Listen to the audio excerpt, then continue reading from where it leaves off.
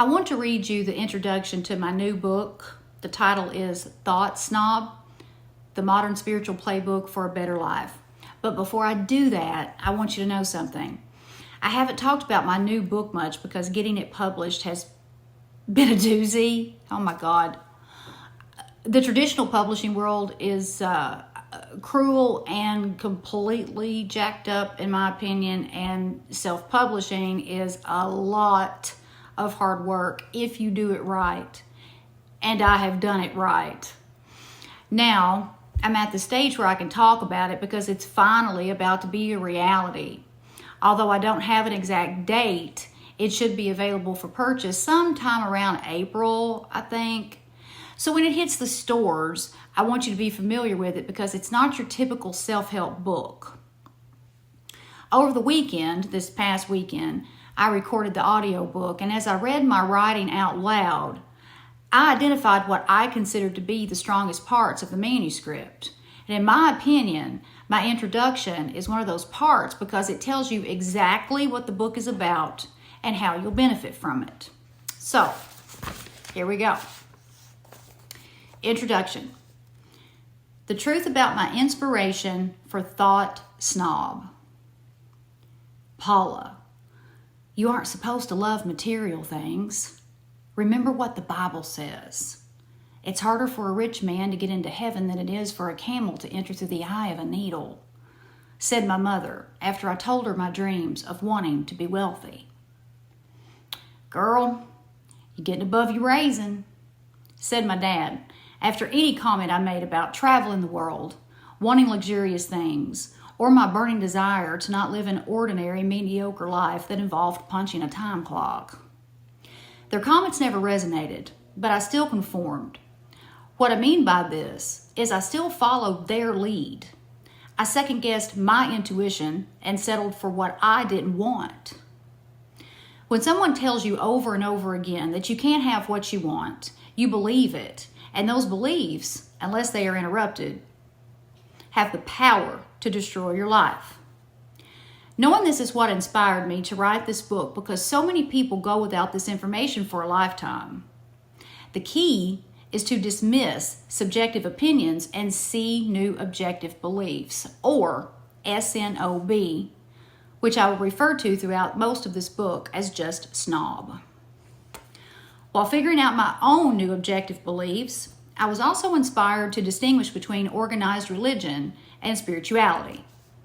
I am keenly aware that people have positive, uplifting, loving experiences with organized religion, and I fully respect and support that.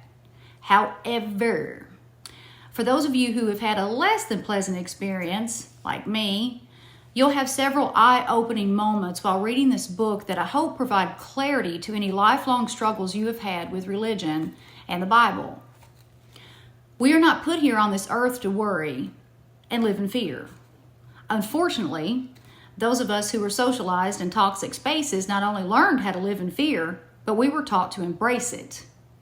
Where I come from, in a little pocket of the South, fear is a collective mindset that puts wealth in the back seat while scarcity rides shotgun.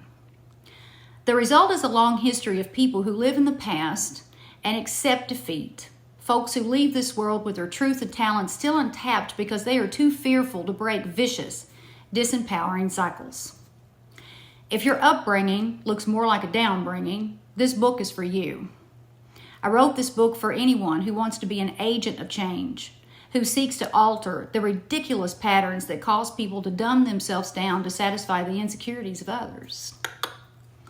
If you're the next Vincent van Gogh, Elvis Presley, Michelle Obama, Bruno Mars, or Dolly Parton, don't allow anyone to sequester you behind a cash register. The gifted and the great don't punch time clocks. Punching time clocks is my metaphor for anything that forces you to conform.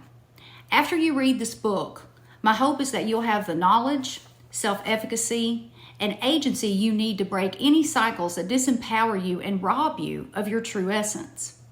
This book takes you on a journey of self-assessment, self-reflection, and self-empowerment, but it's not a quick fix. It's a playbook to a better life, and if you emulate my spiritual teachings, your life won't look the same 1 year from now. I want you to know that if you want something, you're meant to have it. That deep yearning that you've always had is there for a reason. Your intuition tells you that you are supposed to do whatever you want to do, and that's why the intense feeling never goes away. You may have shut it out a time or two in your lifetime, but it always comes back. Together, we're going to bring that burning desire to life. But you must know one thing before you go any farther. I'm like a cardiovascular surgeon. Sometimes in this book, I have to hurt you to help you.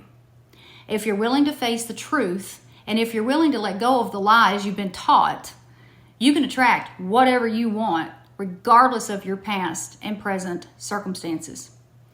When we're done with your spiritual transformation, those who have treated you badly will wish they hadn't. Miracles aren't reserved for the saints. We sinners are just as entitled to miracles, so let's go get yours. Thank you for listening. Keep an eye out for the Thought Snob.